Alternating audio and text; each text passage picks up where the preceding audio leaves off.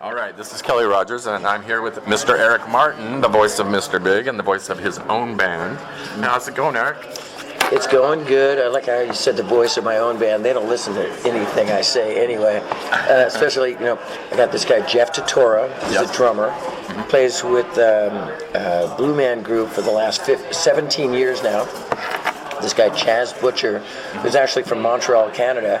And he's a phenomenal bass player.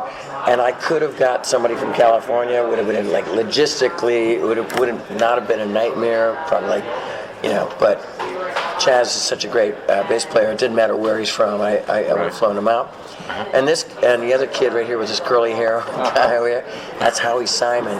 I call him Smiling Howie Simon because he barely ever smiles, separately when he's had a couple Crown Royals. Right. And he's okay.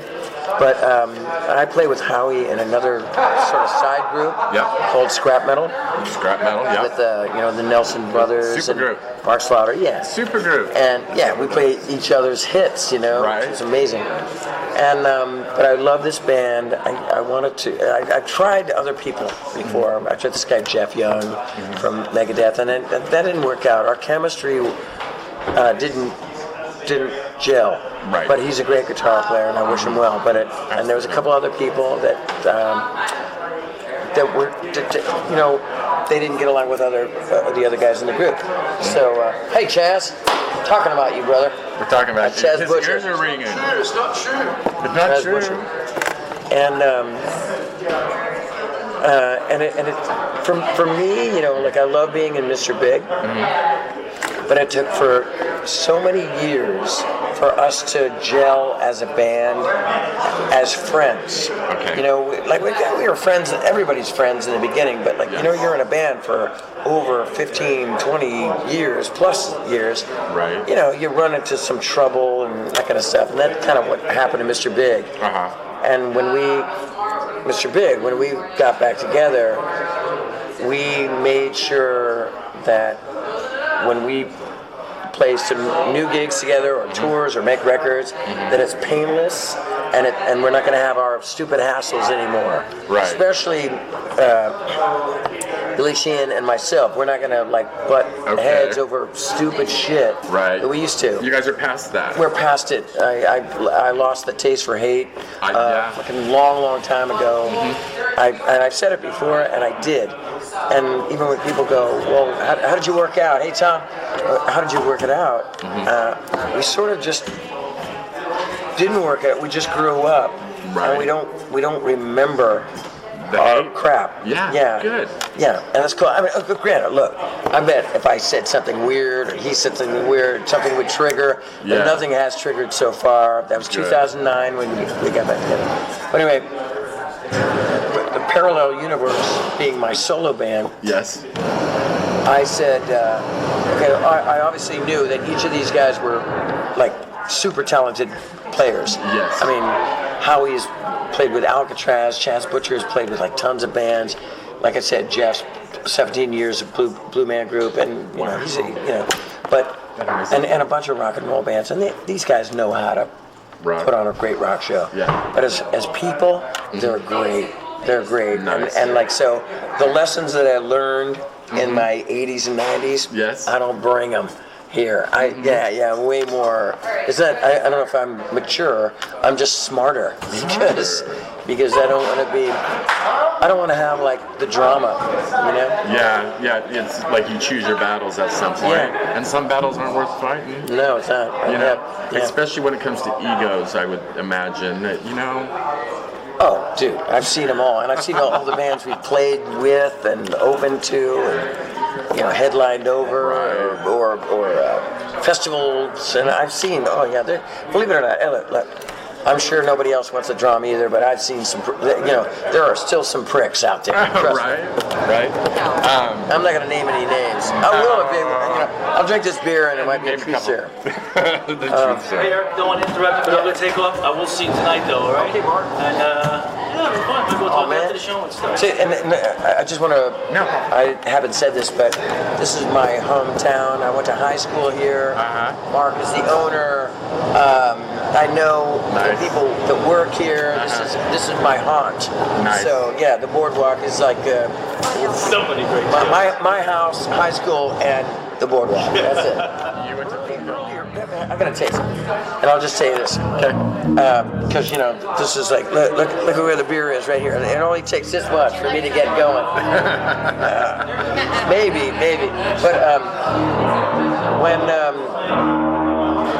remember, you're not Bay Area people, are you? Reading. Reading. Well, sorry. We're from right here. All right. So there used to be a magazine called BAM Magazine. Oh, yes. And I used to go all the time, and I was never, Omni all the time. yeah, at Omni or sometimes at the Civic Center, sometimes at the Warfield. I was never nominated for anything. It was always Sammy Hagar, Steve Perry. They're all the lead singers, even and then the alternative singers, Mike Patton, or Billy Joe, Billy Joe, what's the name? Billy Joe Armstrong. No, yeah, from Green Day. Yeah. So it's always these guys, and Billy Joe was like a young kid, and he was way younger than I was, and I was still always never got nominated. But I got best club band, best new band, that kind of shit. And then I got a Mr. Big, and then boom, best new song, best rock band, best lead singer. Nice. And I still have those Bammies. They had little Bammy awards, but back in the day, people used to come up to me and they'd go, "Man, you were so sarcastic back then. You're smart, but you were evil. You're like an imp of Satan." I go, "Yeah, I was. At one period of my life, in the early '80s, I was shy, insecure and shy and stuff, as musicians are, and I was really sarcastic." And so, I don't know if you know anything about alcoholism or drug people. Their first rule is to, when you admit that you have this problem, you have to apologize to everybody. Yeah. So when I used to go to these gigs, I apologized to all these people. I go, "Hey, I'm Eric Martin. I'm a sarcastic prick." Instead of an alcoholic, I'm a sarcastic prick, and I just want to apologize. And I goes, "No, man, you were cool," or "You were, man. You really hurt my feelings back in 1982," or some shit. Way back then. Yeah. We speak fluent sarcasm. Yes. Yeah. Well, We're all good at that. I need to, I'm kind of, I've hung out my star. I'm a lifetime achievement award. Who is the mastermind behind the Mr. Big album covers? Because they are funny. They are funny. Yeah. They're funny. This guy named Larry Fremantle. Okay. He was an assistant art director to this guy named Bob Defrin, who, if you look it up, that guy probably came up with Led Zeppelin and all that kind of stuff. Okay. But he was on his way out. He wasn't that good anymore, and Larry just went gangbusters, man. He came out with, he found that the hat and shoes thing. Yeah. Lean into it, bump ahead. Hey Man. Clever, hey man. He came out All with of everything. them are just. And then he became the director of art director. And to this day, we're great friends, and he does my T-shirts and Nice. and my solo album covers as well. Yeah. All of them, and I don't have that many solo albums, but just Royal Monsters, I'm Going Sane, and that the one that you like, Somewhere in the Middle. Somewhere in the middle. And that's Larry Fremantle. Is it? Yeah, it's 6. I just saw him. I played in Teaneck, New Jersey, opening the Trickster. And I played acoustic with smiling Howie Simon over there. And Larry came out. But Larry Fremantle, that's his brilliance. And also Pat Torpy, our drummer. He had something indirectly to do. They come up with the ideas of the thing. They'll look at the picture and he goes, "We saw the train," and Pat goes, "Hey man, when you're looking at adversity or somebody's gonna, obviously there's nowhere to run, somebody's gonna shoot you. Lean into it." And so he'll say that. So Throw that out there. Pat came up and Billy too. I think some of it. Not me. I'm kidding. I was like, well, that's funny and that's funny. Really? Yeah. The only time So, and Billy came up with the stories we could tell. yeah. But the last, I think